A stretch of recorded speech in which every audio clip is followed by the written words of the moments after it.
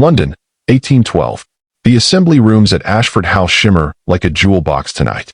Candlelight cascades from crystal chandeliers, illuminating the polished marble floors where couples whirl in perfect synchrony. Silk gowns in every shade of pastel float past like confections, rose and cream, lavender and pearl. The air hums with violins and laughter, with the rustle of expensive fabric and the clink of champagne glasses. And there, pressed against the far wall beside a potted fern and a marble column, stands Eleora Whitcombe. Hello everyone. Before we begin today's story, I have a small favor to ask. Please hit subscribe and turn on the notification bell so you never miss our channel's new videos. It is quick, free, and the best way to support us in bringing you more dramatic stories. Your support means the world to us. Where are you watching from? Drop your city or country in the comments below. Thank you very much. Now let us return to our main character. At 8 and 20, she has learned to make herself small. Her gown is a sensible dove gray, neither fashionable nor offensive, chosen specifically not to draw attention. Her hair is arranged simply, without the elaborate curls her sisters favor. Her gloved hands rest folded at her waist, the very picture of propriety and invisibility. She is not here to dance. No one has asked her to dance in 3 seasons. The gentleman's eyes slide past her, as if she were part of the wallpaper, focusing instead on the 3 radiant creatures currently holding court at the center of the ballroom. The Whitcombe sisters.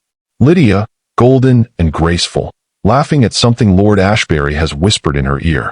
Arabella, dark-haired and dazzling, surrounded by a cluster of admirers like moths to flame. And Seraphina, the youngest at 19, whose angelic beauty has earned her 3 proposals already this season alone.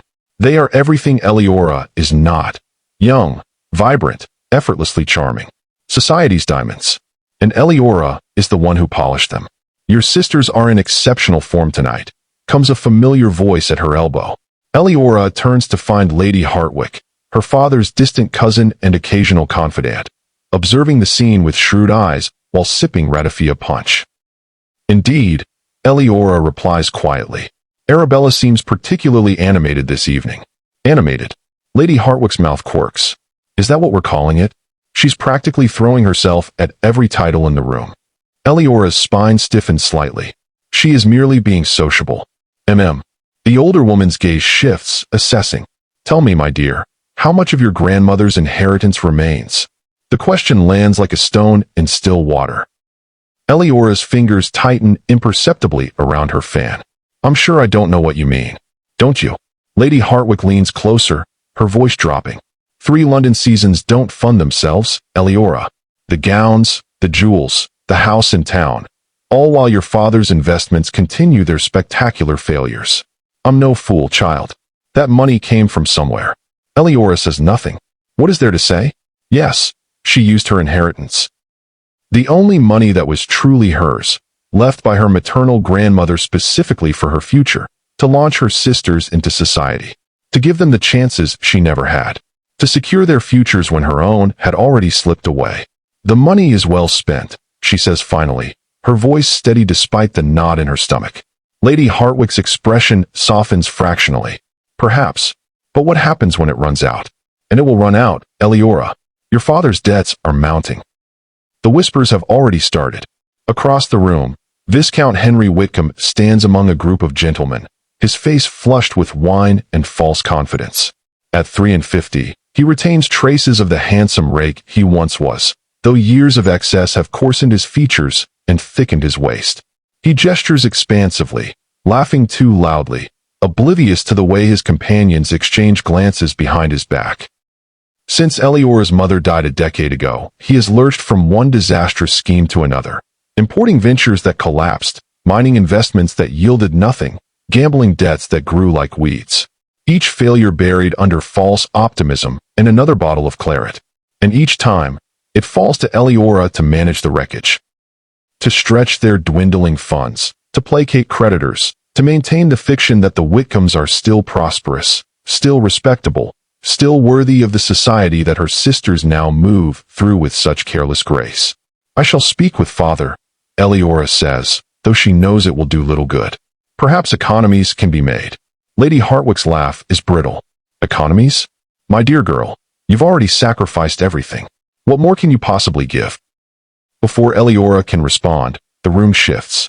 The music doesn't stop, not exactly, but something in the atmosphere changes. Conversations taper. Heads turn. The crowd near the entrance parts like a curtain drawn back from a stage. His Grace, the Duke of Ravensbury.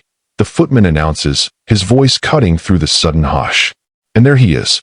Sebastian Thorne stands framed in the doorway, tall and impossibly imposing in his evening blacks. At 33, he carries himself with the kind of absolute authority that comes from generations of power and privilege. His dark hair is styled simply, emphasizing the sharp planes of his face and the cool, assessing intelligence in his gray eyes. He looks like a man who has never questioned his place in the world because that place has always been at its very pinnacle.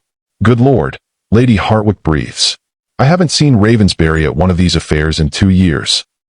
Eleora watches the ripple effect spread through the ballroom.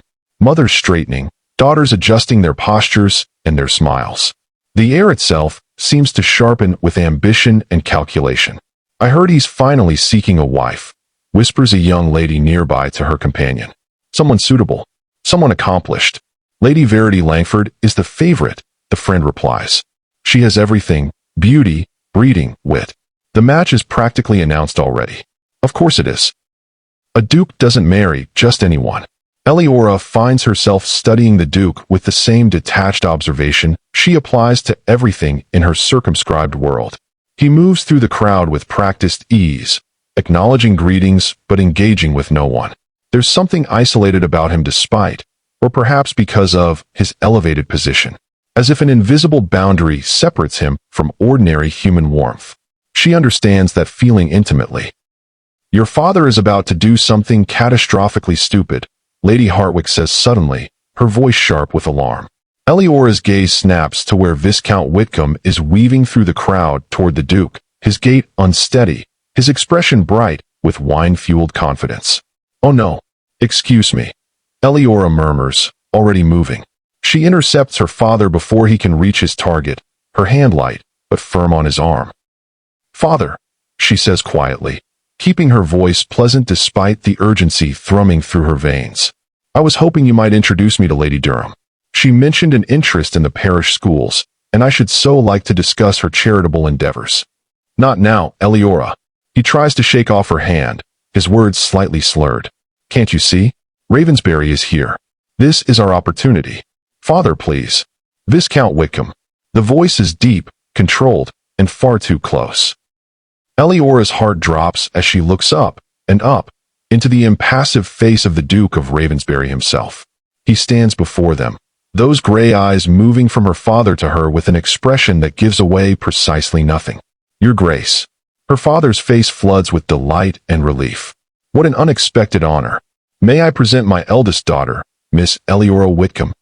For one suspended moment, Eleora finds herself trapped in the Duke's steady gaze.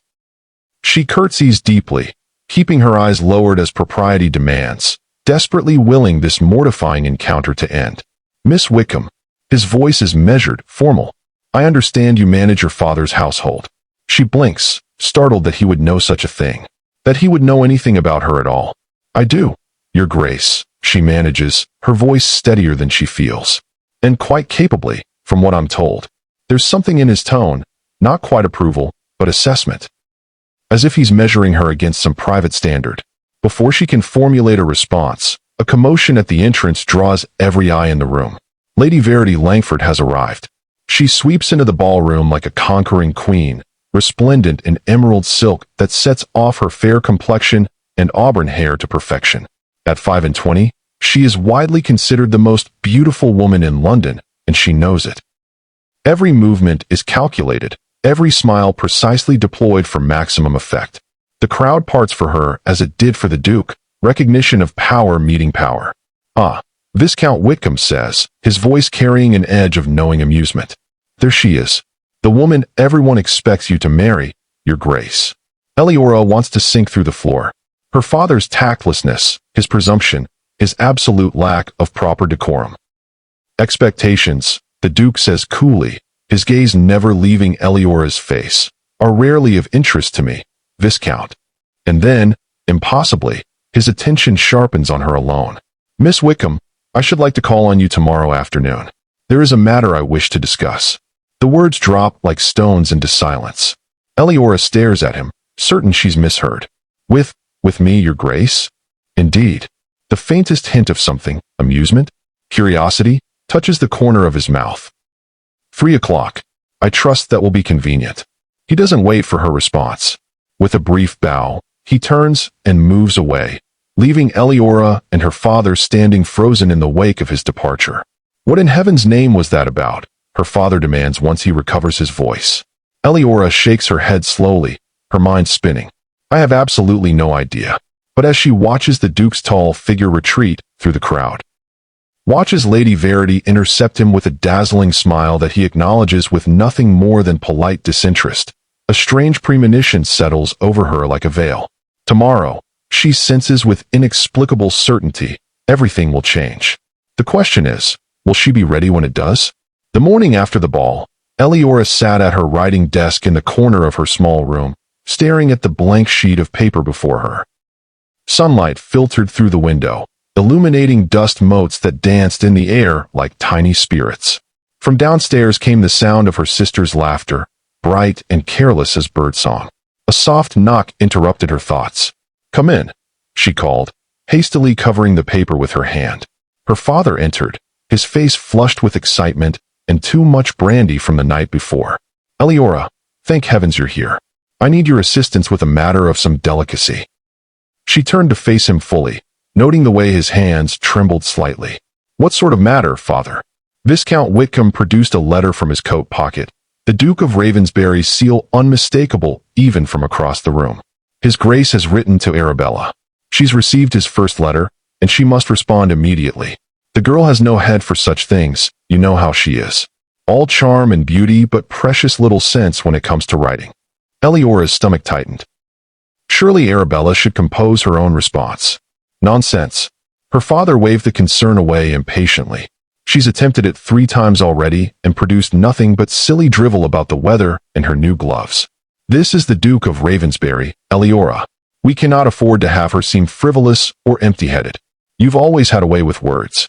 Just polish it a bit, make it presentable. He thrust the letter into her hands before she could protest further. "I'm counting on you, daughter." As always. After he left, Eleora unfolded the Duke's letter with careful fingers.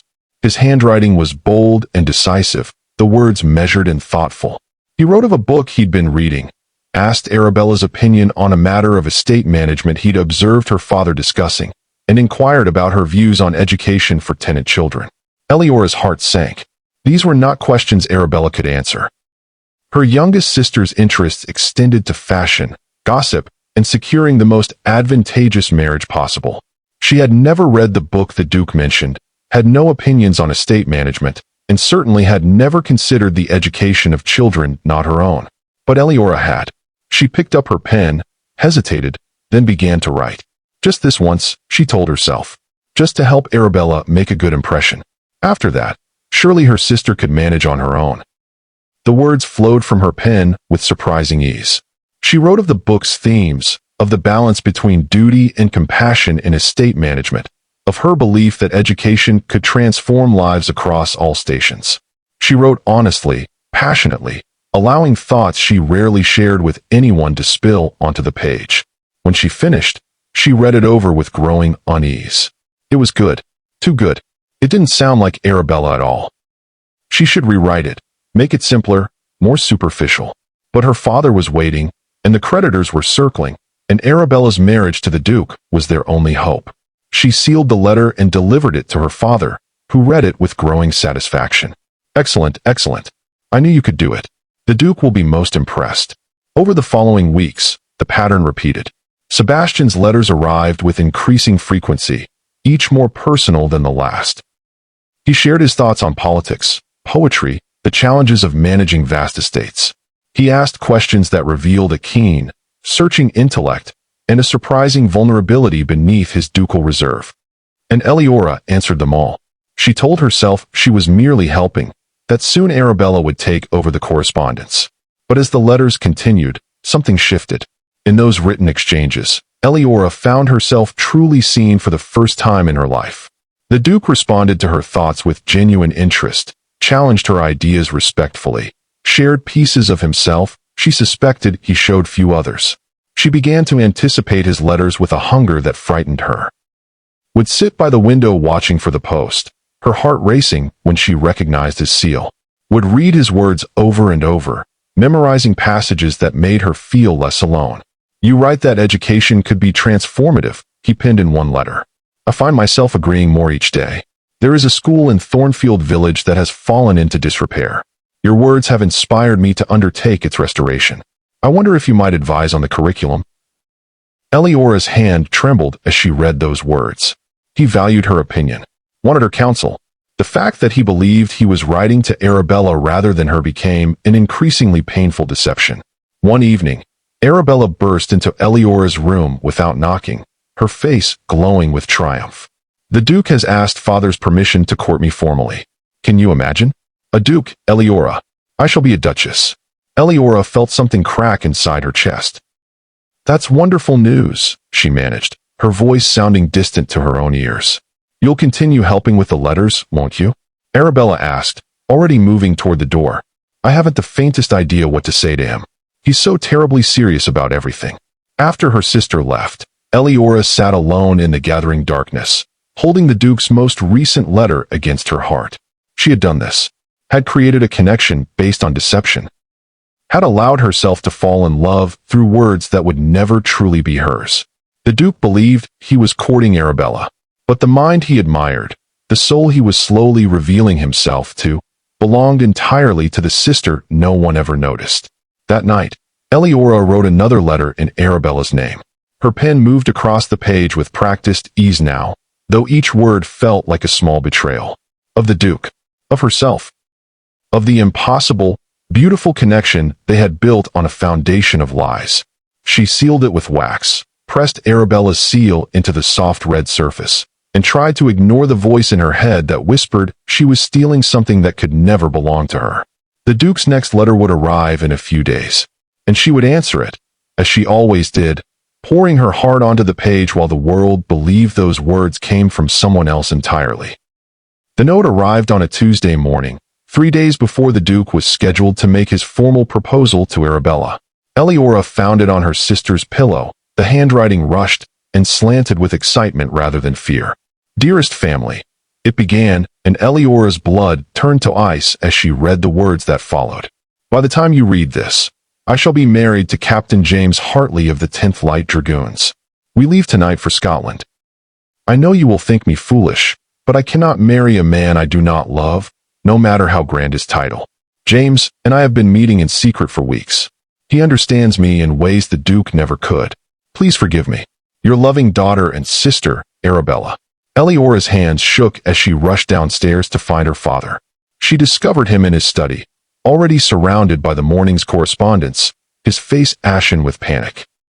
"The creditors," he said without preamble, looking up at her with wild eyes. 3 separate demands arrived this morning. They want payment within the week, or they'll take the house. Everything depends on this match, Eleora. Everything. Father, Arabella is gone." Eleora thrust the note toward him. "She's eloped with a cavalry officer." The Viscount read the note once, twice, then let it flutter from his fingers like a wounded bird.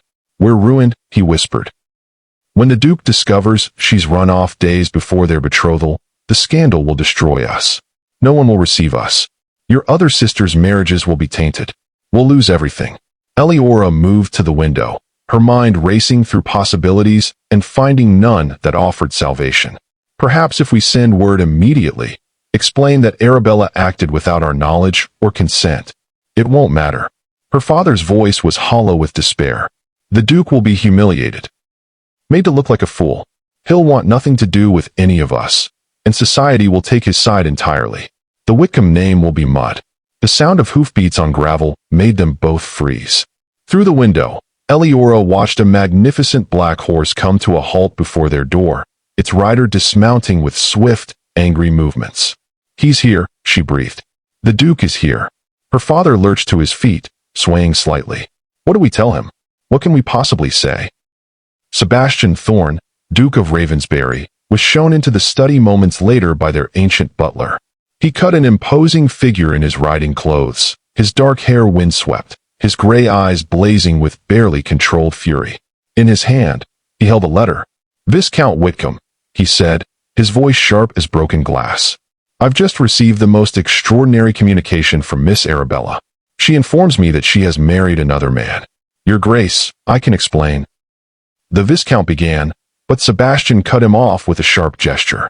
Can you explain how your daughter accepted my courtship, encouraged my attentions, and all the while was conducting a liaison with a cavalry officer?"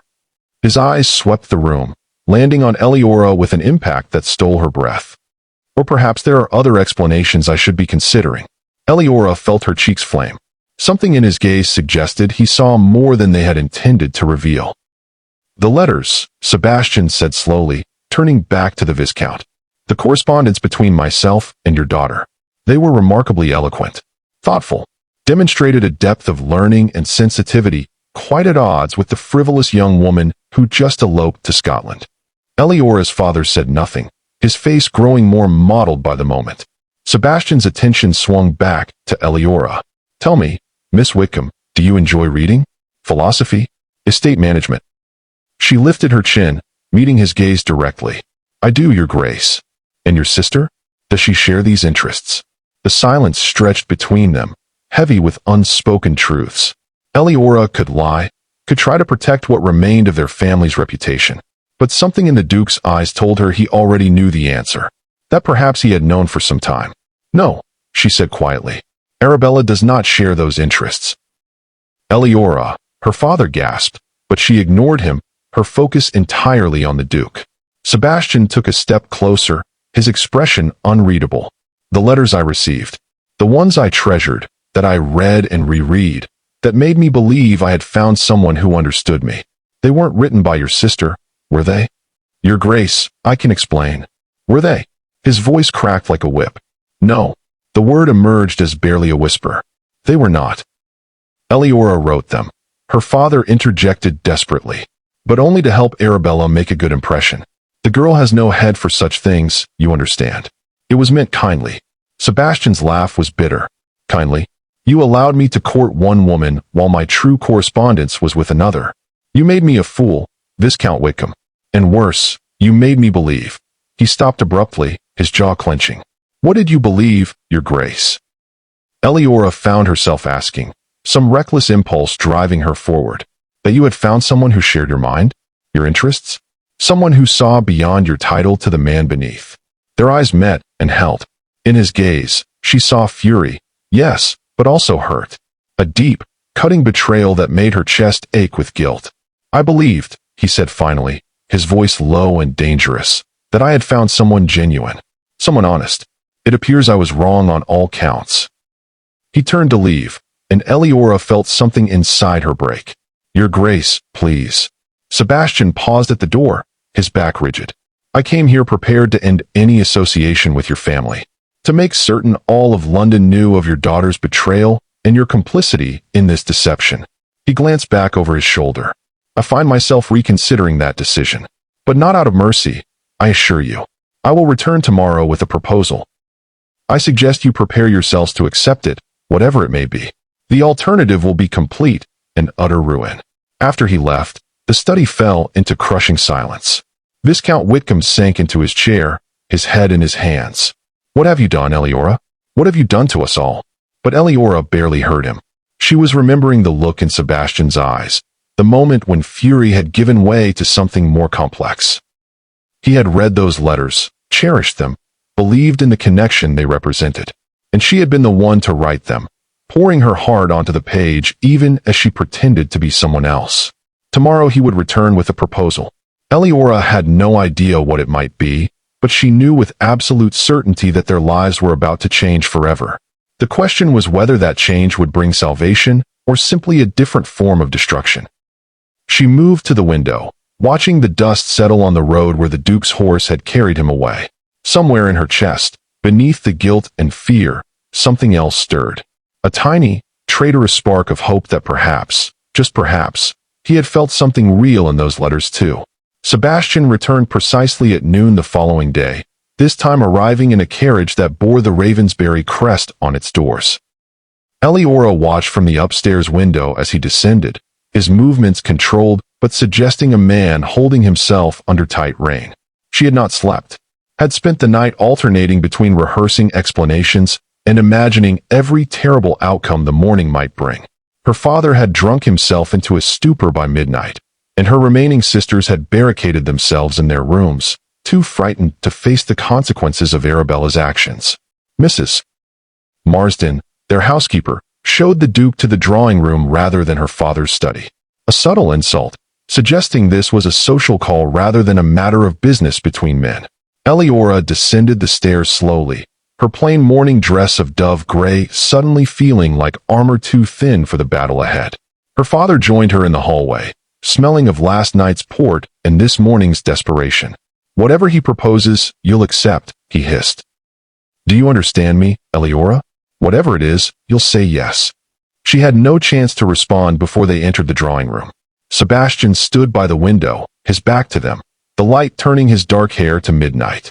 When he turned, his expression was carefully neutral, but Eleora could see the tension in his shoulders, the tightness around his eyes. "Viscount Whitcombe, Miss Whitcombe," he nodded to each in turn. "Thank you for receiving me, Your Grace." Her father attempted a bow that ended in an awkward wobble. "We are, of course, devastated by recent events. If there is any way we might make amends." "There is." Sebastian's voice cut through the pleasantries like a blade through silk. "I have a proposal for Miss Whitcombe, one that will salvage both our families' reputations from this disaster." Eleora's heart began to pound. She remained standing, her hands clasped before her, every muscle tense. "The world believes I was courting your youngest daughter with the intention of marriage," Sebastian continued, his gaze fixed somewhere past her shoulder. "Her elopement makes me appear a fool, deceived and discarded. Your family faces scandal and social ruin. The solution is simple." His eyes finally met Eleora's, and she felt the impact like a physical blow. "Miss Eleora Whitcombe will marry me instead." The silence that followed was absolute. Her father's mouth opened and closed soundlessly, like a fish pulled from water. "I beg your pardon?" Eleora managed, her voice barely audible. "You will marry me," Sebastian repeated, his tone making it clear this was not a question. "We will announce our engagement immediately. The narrative will be that I was courting the wrong sister all along, that I realized my mistake before any formal commitment was made to Miss Arabella. Society will gossip, certainly, but a duke marrying the eldest Whitcombe daughter is merely surprising. A duke being jilted is humiliating. But Arabella, her father started. Miss Arabella made her choice, Sebastian said coldly. I'm offering Miss Eleora the opportunity to make hers. She can accept my proposal, become the Duchess of Ravensbury, and ensure her family's continued standing in society. Or she can refuse, and watch as I make certain every drawing room in London knows exactly how the Whitcombes operate. Eleora found her voice at last. This is blackmail. This is practicality. His eyes bored into hers. A quality I believed I was corresponding with these past months. Unless that too was a deception. The accusation stung. The letters were honest, she said quietly. Every word I wrote was true. Were they? Sebastian moved closer, and she could see the battle between anger and something else playing across his features. Or was it merely another role you were playing? The dutiful daughter, managing her family's affairs, writing pretty words to secure an advantageous match. I wrote what I felt, Eleora insisted, heat rising in her cheeks. I wrote about things I care deeply about. If that happened to create a connection between us, it was genuine on my part, whatever the circumstances. Then marry me. The words emerged as both challenge and command. If the connection was genuine, prove it. Stand beside me as my Duchess. Help me restore that school in Thornfield Village you wrote so passionately about. Share the life that those letters suggested we might build together. He paused, and when he spoke again, his voice was softer, almost vulnerable. I fell in love with a mind, Miss Whitcombe, with words on a page that suggested intelligence, compassion, depth of character. That mind was yours, not your sister's. The deception was terrible, but the connection underneath it was real. At least for me. Eleora felt tears prick her eyes. You cannot possibly want to marry me. I'm 28, with no fortune, no beauty to recommend me. Stop, Sebastian closed the distance between them in 2 strides. I've had my fill of beauty without substance. Your sister proved that quite definitively. What I want is a partner who understands duty and honor. Someone who can manage an estate, hold intelligent conversation, who thinks beyond her own immediate pleasure. He looked at her directly then, and Eleora saw past his anger to the hurt beneath. I want the woman who wrote those letters. If that woman is you, then marry me. We'll make the best of this situation together. And if I refuse, she whispered, then your family faces ruin. Your father's debts will be called in within a fortnight. Your sisters will find their marriage prospects evaporate. The Whitcombe name will become synonymous with dishonor. His jaw tightened. I won't pretend to be above revenge, Miss Whitcombe. Your deception wounded me, but I'm offering you a choice that serves us both. Eleora looked at her father, slumped in his chair, pathetic in his desperation. Thought of her sisters upstairs, innocent of Arabella's choices, but certain to suffer for them. Considered the life being offered to her, partnership with a man whose mind she admired, whose letters had been the brightest part of her days. She thought of the alternative, watching her family crumble, knowing she could have prevented it. Spending the rest of her life wondering what might have been if she had been brave enough to step out of the shadows. I accept, she said clearly. I will marry you, Your Grace. Something flickered in Sebastian's eyes, relief perhaps, or satisfaction. Very well, I'll make the arrangements. We'll marry in 1 month at Ravensbury. That should give society time to adjust to the change in circumstances. He moved toward the door, then paused. One more thing, Miss Whitcombe. In our marriage, I expect honesty above all else. Whatever else this union may be, it will not be built on deception. Can you promise me that? Eleora met his gaze steadily. I promise, Your Grace. No more lies. After he left, her father's relieved laughter filled the room. A duchess, Eleora. You'll be a duchess. Everything is saved, but Eleora felt no triumph. She had agreed to marry a man who had proposed out of wounded pride and practical necessity. A man who believed he was falling in love with her, but who might wake one day and regret choosing the forgotten sister. She moved to the window and watched Sebastian's carriage disappear down the road. 1 month until her wedding. 1 month to prepare for a marriage that was both a salvation and a sacrifice, built on genuine connection and impossible circumstances. The girl who thought she would never be chosen had just accepted a duke's hand. But at what cost to them both? Ravensbury rose from the Kent countryside like something from a fairy tale, all honey-colored stone and graceful proportions, its windows catching the late afternoon sun. Eleora's breath caught as their carriage swept through the gatehouse and along the tree-lined drive. This was to be her home now, this magnificent estate that made her father's modest holdings look like a cottage by comparison. Impressive, isn't it? Sebastian said from beside her, the first words he'd spoken in nearly an hour. The journey from London had been largely silent, both of them wrapped in their own thoughts about the wedding that had taken place that morning. A small, dignified ceremony with minimal guests, exactly as Sebastian had arranged. Very. Eleora managed, suddenly feeling overwhelmed. What did she know about running a house this size? About being a duchess? As if reading her thoughts, Sebastian said quietly, You'll have help, of course. Mrs. Tavers has been a housekeeper here for 30 years. She knows Ravensbury better than I do in many ways.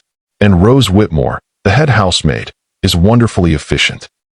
They'll guide you through everything. The carriage halted before the main entrance, where a line of servants stood waiting to greet their new duchess. Eleora's stomach clenched with nervousness as Sebastian handed her down, his grip firm but impersonal. Your Grace, welcome to Ravensbury. A dignified woman in black stepped forward, her iron-gray hair pulled back severely, her dark eyes assessing but not unkind. I'm Mrs. Tavers. We're honored to receive you. Over the next hour, Eleora was introduced to what felt like dozens of people whose names blurred together in her anxious mind. But 3 stood out. Mrs. Tavers, whose initial formality softened fractionally when Eleora asked thoughtful questions about household routines. Rose Whitmore, a young woman with bright eyes and an infectious smile who explained the bell system with genuine enthusiasm. And Finn O'Brien, the head groundskeeper, a weathered Irishman who tipped his cap and promised to show her the gardens whenever she wished.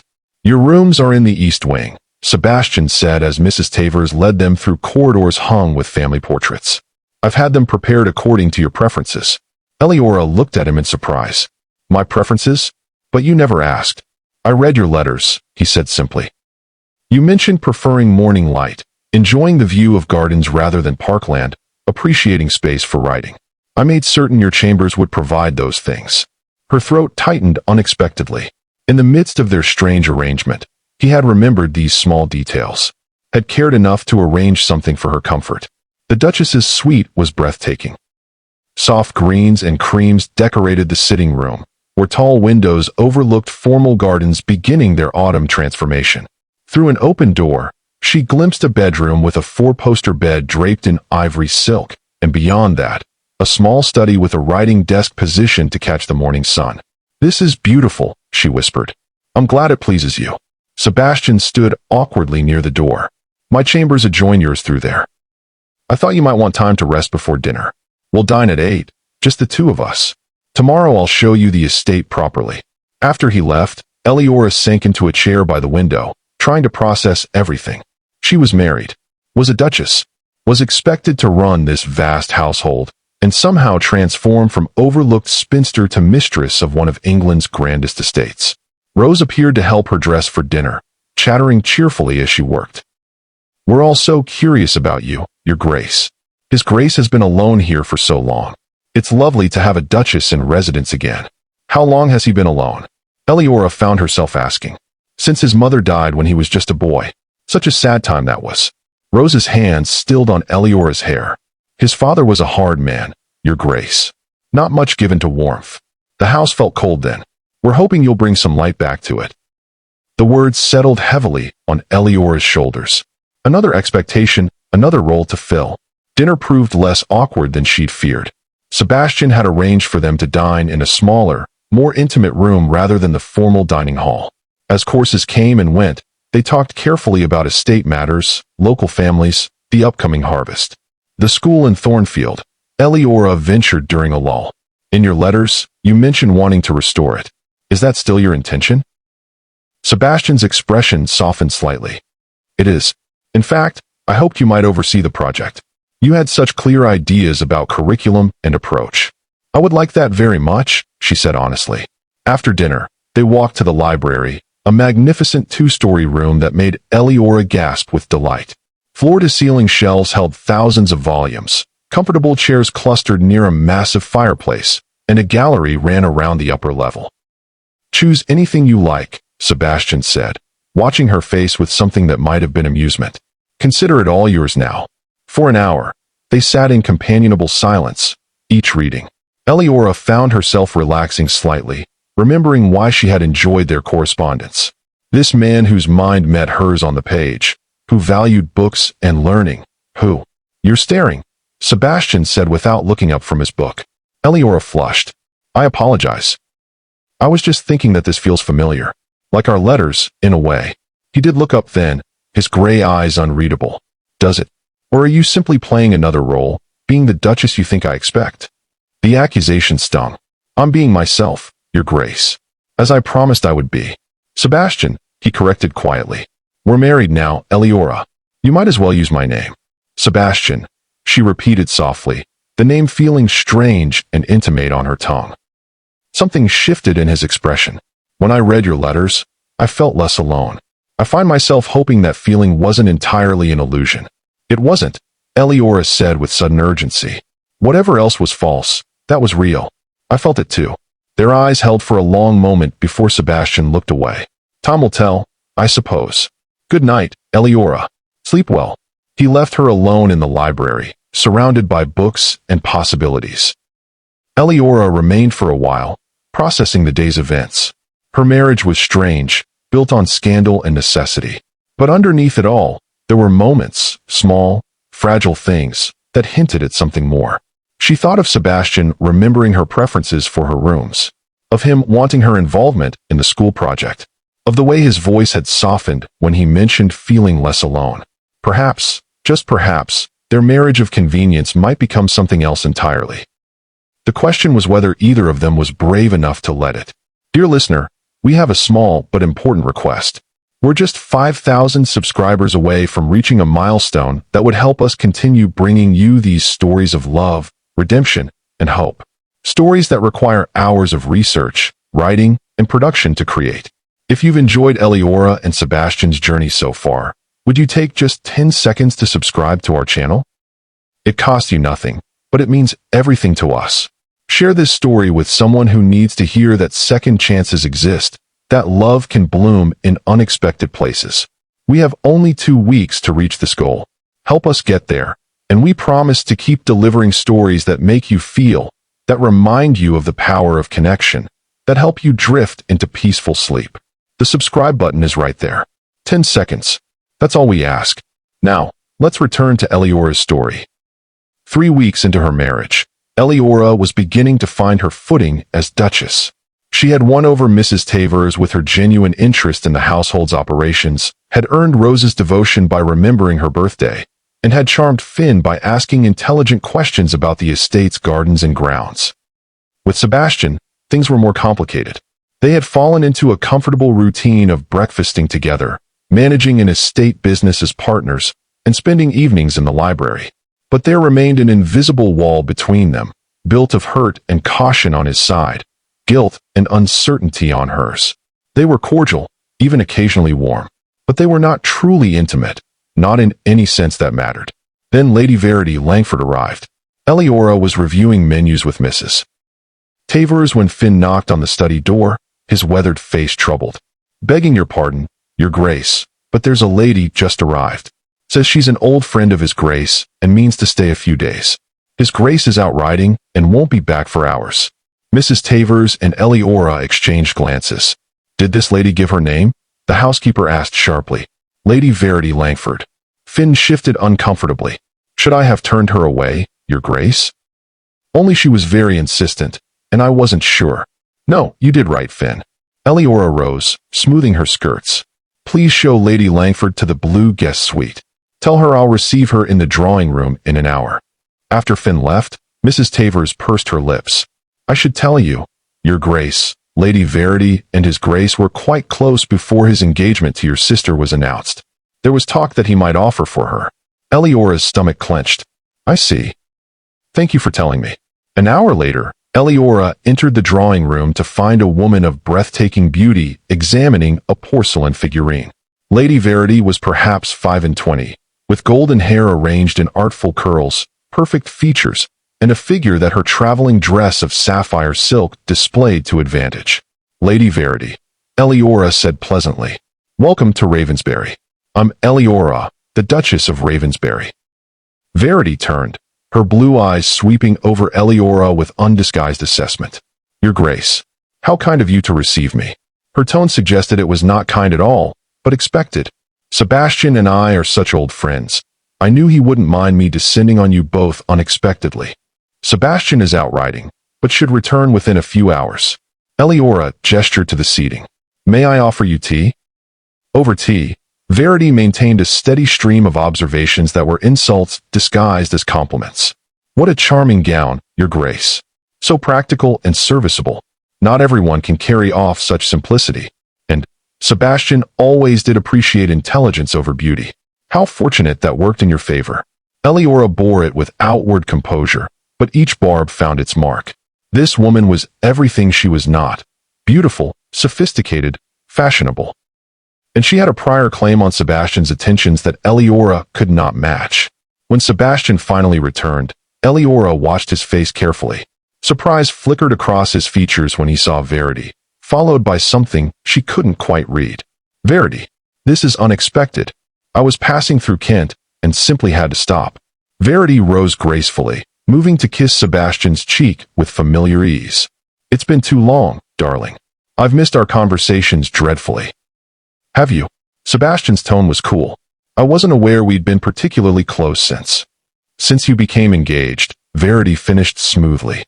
"First to Miss Arabella Whitcombe, then to her sister. Such a curious turn of events.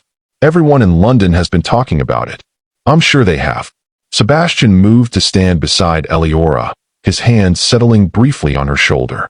"My wife and I are quite happy here, regardless of what society says." The word wife seemed to please him, Eleora noticed. But Verity merely smiled. Of course you are. How could you not be, in such a lovely home? She glanced at Eleora.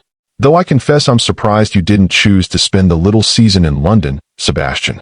We've had such amusing times there over the years. That evening at dinner, Verity dominated the conversation with reminiscences of past seasons, mutual friends, and shared experiences that carefully excluded Eleora. Do you remember Lady Farnham's masquerade? Verity laughed, touching Sebastian's sleeve as if it were habit.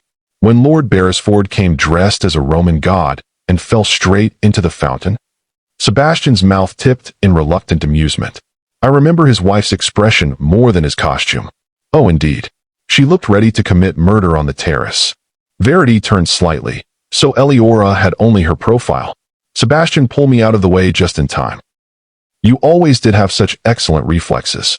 Eleora cut her meat with meticulous precision, waiting for a moment when she might join the conversation. It never came. Every time she opened her mouth, Verity surged ahead with another story that began with, "Do you remember?" and ended with a shared memory Eleora could not enter. Mrs. Tavers, supervising the footmen from the sideboard, saw it all. Eleora caught the older woman's eye once.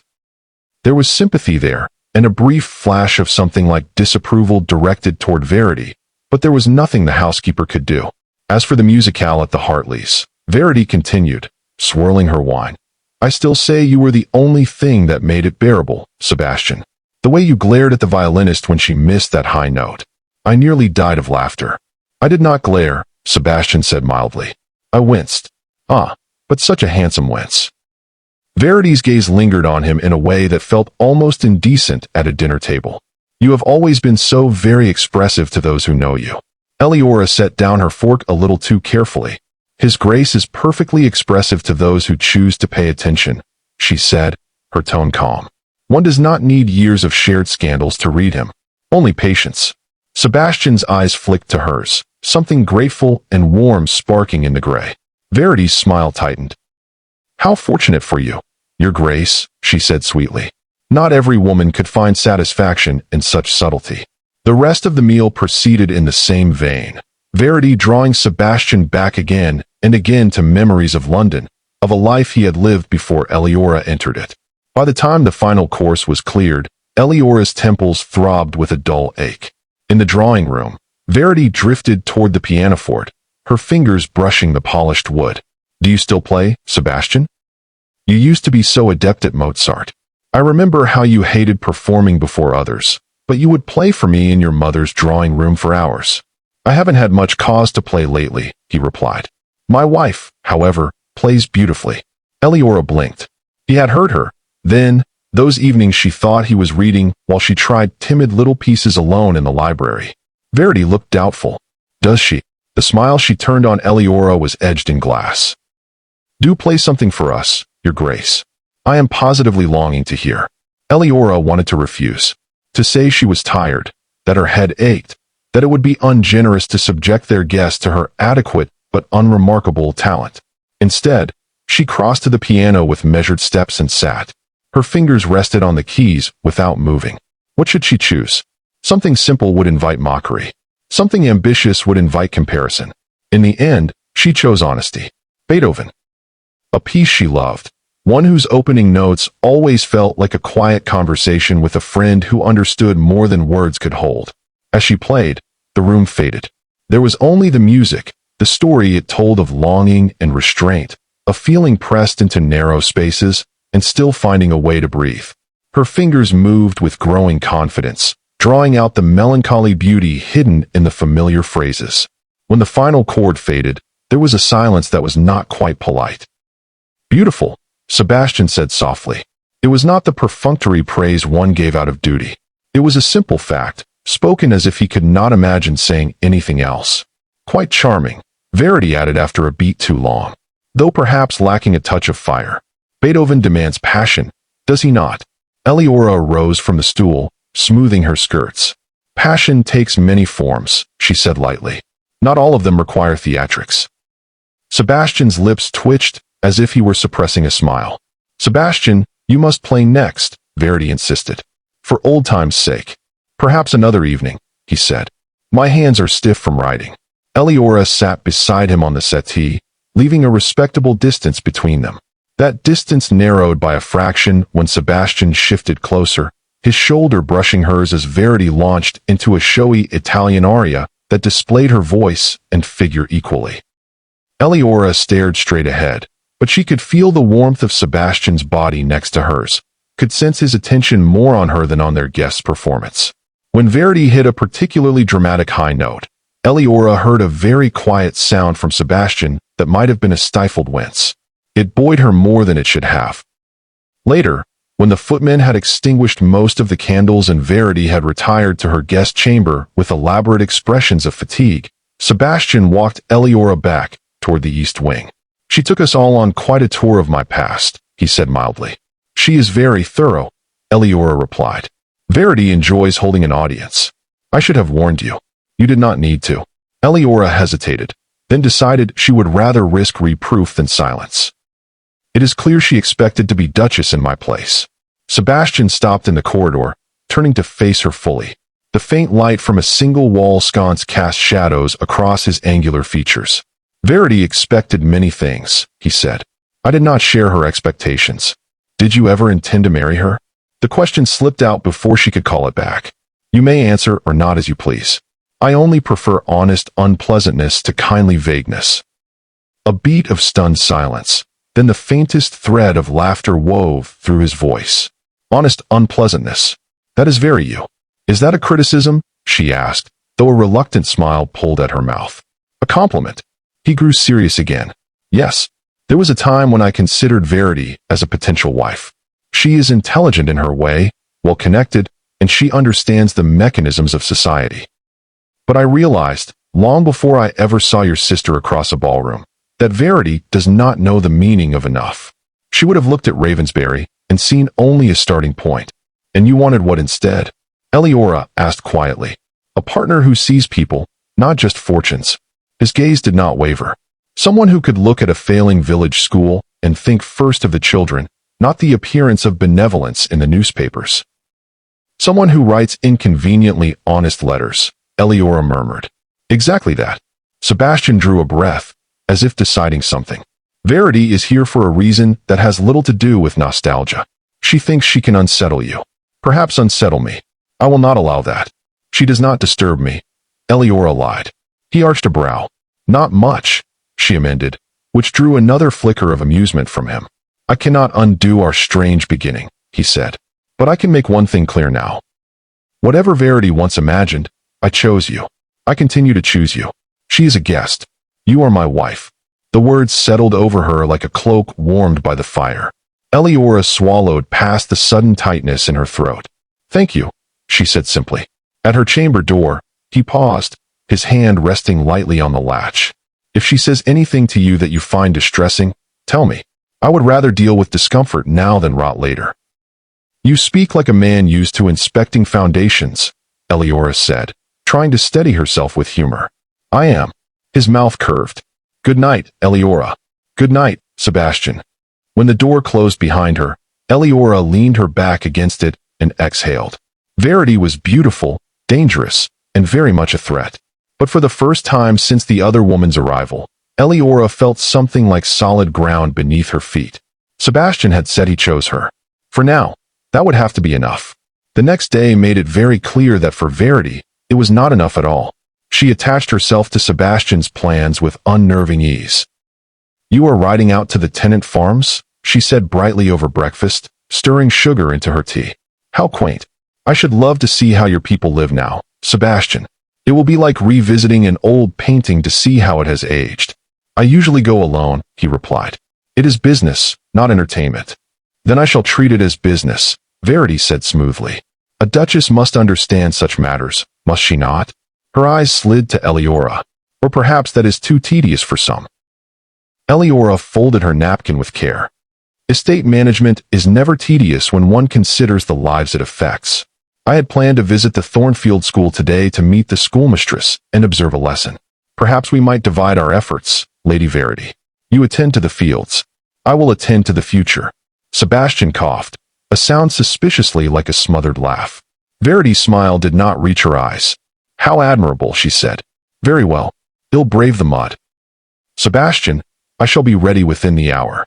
When they had gone, Mrs. Tavers appeared in the breakfast room, ostensibly to discuss supplies, but in truth to look Eleora squarely in the face. You gave her the ride and kept the school for yourself? The housekeeper remarked. Cleverly done, Your Grace. Do you disapprove? Eleora asked. Of you? No. Mrs. Tavers' mouth twitched. Of her, perhaps. His Grace has been more at peace these past weeks than I have seen him in years. I have no fondness for anyone who thinks to disturb that. The Thornfield School turned out to be a squat stone building at the edge of a village, its roof in need of repair, but its small windows bright with children's faces. Miss Edison, the schoolmistress, greeted Eleora with flushed cheeks and ink-stained fingers. I cannot believe His Grace has sent the Duchess herself, the woman said, bobbing a curtsy.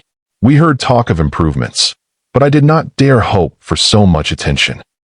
It was my suggestion as much as his, Eleora replied, stepping inside. We corresponded about it before I came to Ravensbury. By the time she left 3 hours later, she knew the names of a dozen pupils, had seen their ragged primers, and had listened to Miss Edison outline both the school's needs and its potential.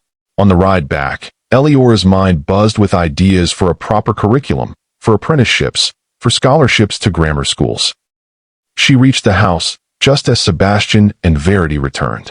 Verity's once elegant riding habit was now spattered liberally with mud. So were her boots, her gloves, and the hem of her skirt. Sebastian, by contrast, looked as he always did, impossibly composed. I had forgotten, Verity said tightly, allowing a footman to take her cloak. How very dreary tenant farms can be. The smell alone is enough to ruin one's appetite. One grows accustomed to it, Sebastian said. It smells like rent that has been paid, and people who are fed. Charming, Verity replied. She turned to Eleora, her gaze skating over the Duchess's still neat pelisse and unfussed hair. I see your day has been far more comfortable. Not entirely, Eleora said. One of the little boys at the school mistook my skirt for a handkerchief. But it was worth the sacrifice. His arithmetic is excellent. He may be clever enough for a scholarship in a few years. Sebastian's attention sharpened. You think so? I do, Eleora said. And Miss Edison is better than adequate. With a second assistant, she could take twice as many pupils. I have notes, if you would like to hear them after dinner. I would, he said at once. Verity's mouth thinned. That evening, the library felt different. Sebastian and Eleora bent together over Eleora's hastily drawn plans for Thornfield, their shoulders nearly touching as they argued cheerfully about the best allocation of funds. Verity held court near the fire with a book open in her lap, her gaze sliding toward them whenever they forgot she existed. Apprenticeships with the carpenters and blacksmiths in the village, Eleora said, tapping the paper. And for the brightest girls, perhaps placements in households where they might learn bookkeeping or nursing. You think of the girls as well as the boys, Sebastian observed. Of course, Eleora said. Intelligence is not confined to one sex. Only opportunity. He looked at her for a long moment. When you speak like that, I hear your letters. Her heart did something ridiculous in her chest. I do not know how to be anyone else. Verity snapped her book closed. How very improving, she said. You will have the most educated tenants in England, Sebastian. I do wonder what London will say of a duke who prefers school projects to soirees. I care little what London says, Sebastian replied. I care that Thornfield stops losing children to illnesses that could be prevented by simple knowledge. And I care, Verity said crisply, rising to her feet, that my gown still reeks of pigs. If you'll excuse me. When the door shut behind her, the room felt instantly lighter. You handled her well today, Sebastian said quietly. Better than I did. I simply redirected her toward the mud, Eleora replied. It seemed the kindest thing for everyone. He laughed, an unguarded, startled sound that warmed her all the way through. She will not give up easily, he warned after a moment. Verity has always disliked losing, and she will see this as a loss.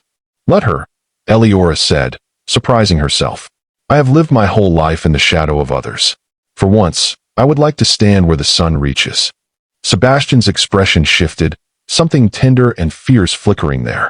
Stay in it, then, he said. Stand there as long as you like. For the first time, Eleora believed he might mean it. That belief was tested sooner than she could have imagined. 3 days after Verity's arrival, a second unexpected guest came to Ravensbury. This time, the carriage that clattered into the courtyard bore no aristocratic crest, only dust and haste. Eleora, reviewing household accounts in the morning room, looked up as Rose burst in without knocking, her eyes wide. "Your Grace," the maid said, breathless. "You'd best come straight away. Miss Arabella has arrived." "All right, here we go." Same voice, same heartbeat, same emotional texture. Each chapter stays under 400 words. Arabella stood in the entry hall, like someone who had outrun a storm only to realize it had followed her inside. Her pelisse was torn. Her gloves were mismatched. Her eyes, once bright with ambition, were swollen from crying. Behind her, a single trunk leaned at a painful angle, as if even her belongings had given up halfway home. "Eleora," she whispered, and the sound cracked like thin ice. "He left me." The words hit Eleora with a force she hadn't expected. Not triumph, not anger, just a deep, aching sorrow. She wrapped her arms around her sister, felt the tremor running through her like a thread ready to snap. Their father arrived moments later, smelling of claret and desperation. "Arabella, thank God. We can fix this. Sebastian must take you back. He must." "Father," Eleora said sharply, shielding her sister with her body. "She's exhausted. She's frightened. She needs rest, not schemes." But Viscount Whitcombe was already pacing, muttering to himself. "The Duke will understand. He must. It was all a misunderstanding." "Father!"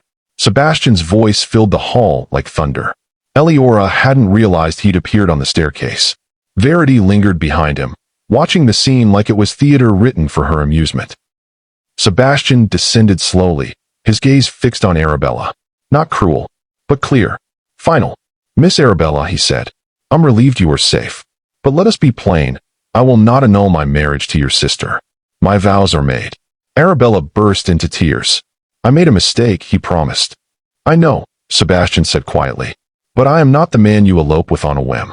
And Eleora is not the woman you step over to undo your regrets." Eleora's breath caught. She felt Arabella sag against her, felt her father stiffen with disbelief. "This family," Sebastian continued, "has leaned on Eleora until she nearly broke. No more. She is my wife, and I will not allow her to be pushed aside again." For the first time in her life, Eleora did not flinch under the weight of her family's need. She stood straighter, held Arabella tighter, and felt something settle inside her that felt dangerously like strength. The winter ball at Ravensbury glittered with enough diamonds to light the entire county. Candlelight danced off crystal, violins hummed through the corridors, and gossip fluttered through the air like a plague of silk-winged moths. Eleora could feel eyes following her as she crossed the marble floor. Whispers trailed behind her like a train. "The elder one, imagine. Surely he'll fix it tonight. Perhaps the Duke will reclaim Miss Arabella after all." Arabella stood near the refreshment table, pale and trembling, her shame wrapped around her like a second gown. Their father hovered beside her, still imagining Sebastian might yet correct everything. And there, near the far end of the ballroom, stood Verity Langford, radiant, poised, wearing emerald silk sharp enough to cut. She watched Eleora with a gleam of anticipation, as though waiting for the moment everything would crumble. Sebastian entered the ballroom minutes later, command in every line of his posture.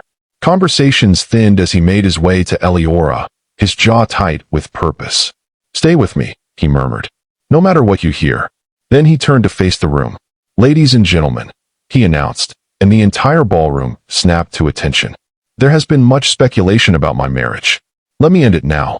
He reached into his coat and withdrew a folded sheet of paper. One of the letters.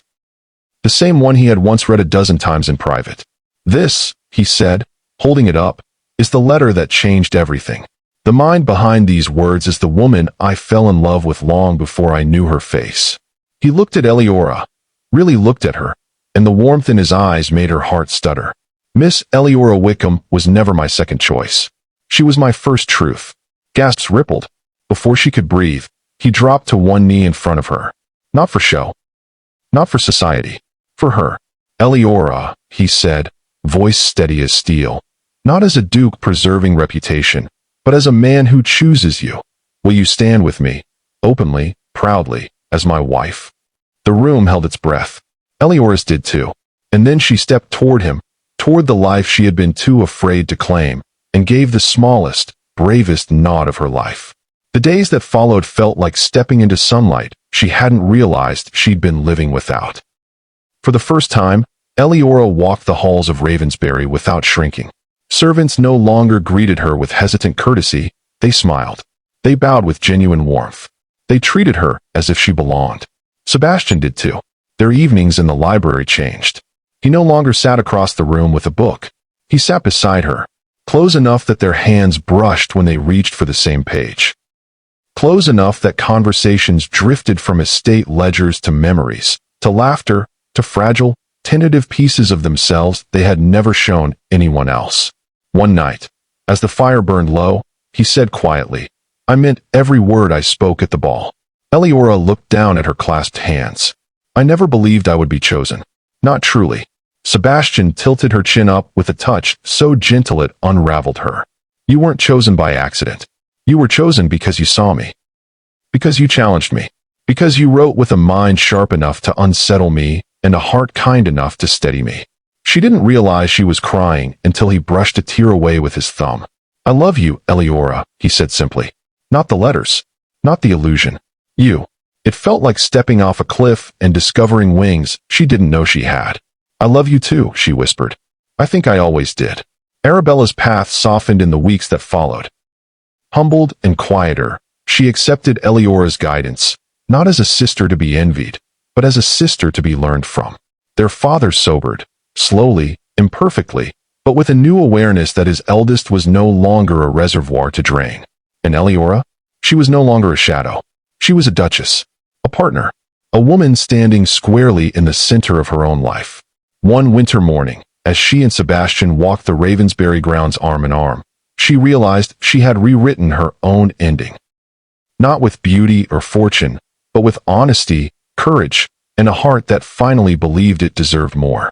Her sisters had married lords, but she was loved by a duke who knelt for her alone. Thank you for staying with this story until the end. Truly, if Eleora and Sebastian's journey made you feel something, even a little, please take a moment to subscribe.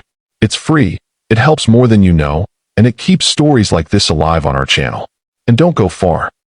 Our next video is already on the way, a tale of forbidden love, a shattered vow, and a secret that could topple an entire household. Thank you for watching. Until next time, good night, and take care of your heart.